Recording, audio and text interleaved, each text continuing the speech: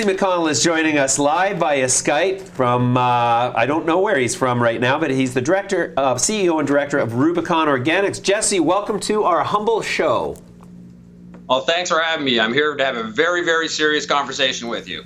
Excellent. Well, we shall observe that intent. Tell us, now I saw Rubicon Organics in the news, and your news was that you were going to supply some cannabis to some other LP, or were they supplying cannabis? I think you were supplying cannabis to somebody else. Is that correct? Not on the Canadian side yet. We're still pending our application, still pending on the for a Canadian LP. Yeah. So we are doing an operation like that in California and Washington, but on the Canadian side, we're expecting our licensing in the near future, in the next, hopefully in the next couple of weeks. We've been pending since August. Our video evidence was submitted in the middle of August. Right. Okay. So I was interested to discover upon researching that your company was on the other side of this transaction. In the press release I read that you're a publicly traded company too, and that's why I wanted to get you on the show, because I'd not yet heard of your company or known what you're up to. Why don't you give us a big picture, 50,000 foot look at what Rubicon Organics is today and what it seeks to become in the next 12, 24 months? Sure. Well, really, we're focused on super premium certified organic production. My history was co-founding Whistler Medical with Chris Pels, which recently had a nice exit into Aurora.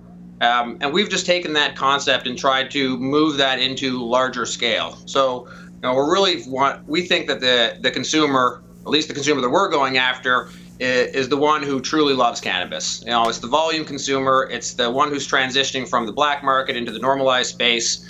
And our focus is on really important cannabinoid profiles, really nice terpenoid profiles, doing certified organic production at scale, and having those, frosty flowers and the things that people who love cannabis love to enjoy. And so our company is trying to do much like what Whistler has already done, that premium pricing, but do it with a lower cost base and be able to use the sun to drive that cost base down.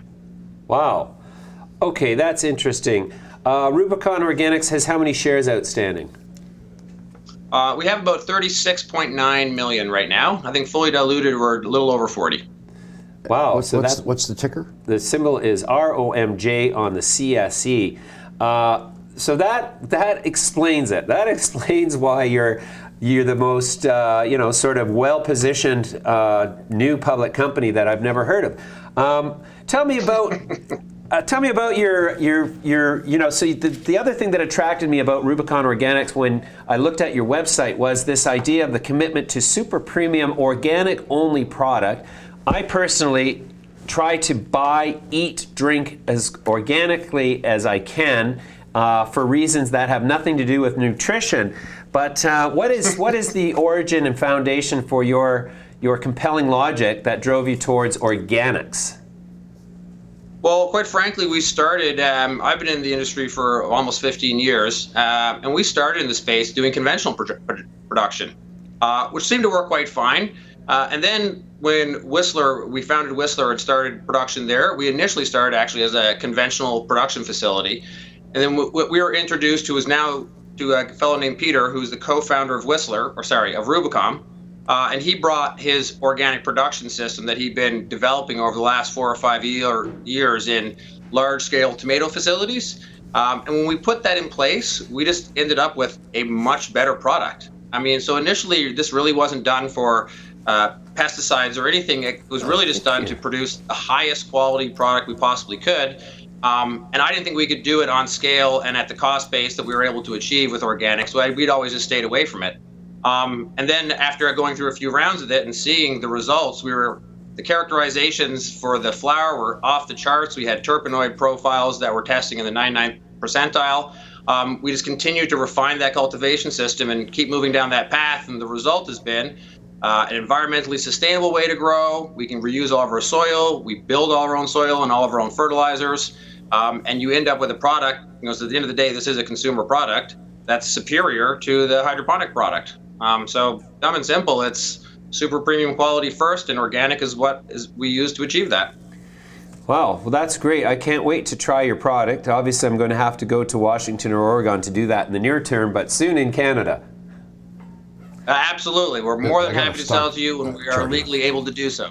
Okay, great. All right, then, Jesse, tell me a bit about how you're going to deal with, okay, obviously the organic differentiator, the super premium differentiator, you've got a recognized history of successfully producing great cannabis as evidenced by the sale of Whistler to Aurora.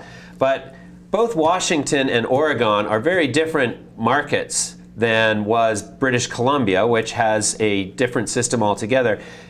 Washington and Oregon are, at least the perception is among investors, that these are both highly oversupplied markets where there's a very much a commodity price competition that limits the profitability of growers that are thus forced to compete on commodity. Is that the reality you live in, or does your organic and super premium sort of separators sufficiently isolate you from having to compete as a commodity?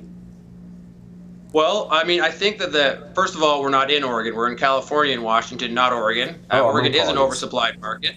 Right. But quite frankly, Washington has some of those similarities too. But I think what's important to understand is that the pricing curve for cannabis bifurcates between commoditized product, which we see at much lower price points in extraction, and then on the premium side, the middle of the pricing curve, I don't think is where you really want to sit. And Washington's a great example of that. If you look at the retail marketplace there, and you look at the very high-end brands like Freddy's Fuego, Jungle Boys Exotics, or the Cookies line, these are products that are selling for $18 a gram retail. Now, on the price point side, you can see things as low as $5 and $7. But what that demonstrates really is there's a product for each one of those consumers. And one of the analogies I think of is, if you recall that lake of wine that happened in France a few years ago when the wine market became oversaturated with a ton of grape production, that didn't mean that the price of Napa Valley Cabernet suddenly plummeted. It meant that the commoditized side was driven down, but for people who are looking for that quality product, you're going to see price stabilization there in a different way. Right. Interesting. So Rubicon Organics sells product in California and Washington, not Oregon and Washington. That's correct. Right. Thank you. Close. They're border. I understand why you make that mistake. Yes. All on the West Coast, though. Yeah, well, Canadians think, all on the West Coast. Right. Yeah. Canadians are under the impression that all the U.S. states are the same, and we don't really understand that they're different markets. No, I'm just kidding.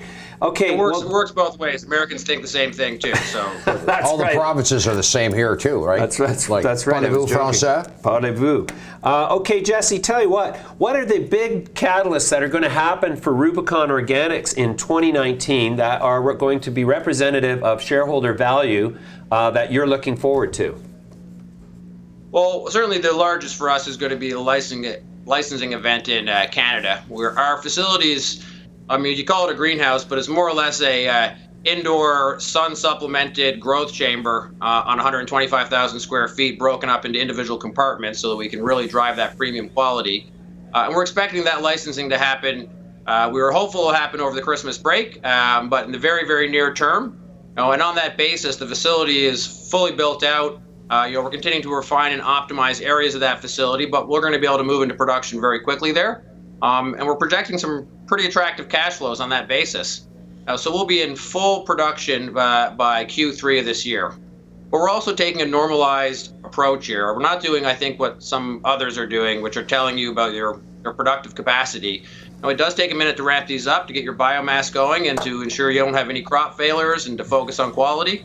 But you'll see Rubicon proving out its cost-based model by Q3 of this year in the Washington facility, and shortly thereafter in Canada. Those are going to be the biggest value catalyst for us.